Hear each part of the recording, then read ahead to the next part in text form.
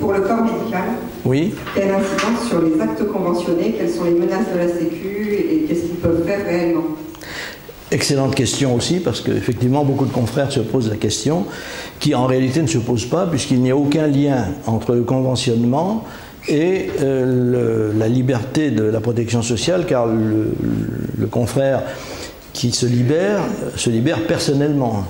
Ça n'a aucun effet sur sa patientèle, ça n'a aucun effet sur son conventionnement, sauf pour le secteur 1, où il y a un effet présumé, du moins de la part de certaines caisses, qui croient pouvoir le dire, mais qui n'insistent jamais beaucoup, c'est le fait que dans le secteur 1, une partie des cotisations sociales sont prises en charge par la sécurité sociale.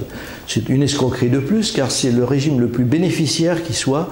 La sécurité sociale est censée verser pour le praticien. Elle ne verse jamais rien, puisque les praticiens ne sont pas des consommateurs de soins. C'est pas qu'ils ne soient pas malades, ils sont malades comme tout le monde, mais quand ils se font soigner, c'est vraiment qu'ils n'ont plus d'autre choix. Et par conséquent, c'est un système très bénéficiaire. Cela étant dit, certaines caisses ont tenté d'expliquer, voilà, la convention est un tout. Et par conséquent, vous ne pouvez pas renoncer à une partie de la convention sans renoncer à l'ensemble et par conséquent sans risquer d'être déconventionné.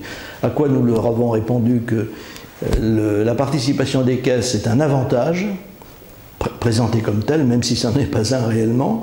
On peut toujours renoncer à un avantage et qu'en toute hypothèse, ce que nous demandons à la caisse, c'est de bien vouloir verser cette participation à mon assurance privée, de façon à ce que l'équité soit rétablie.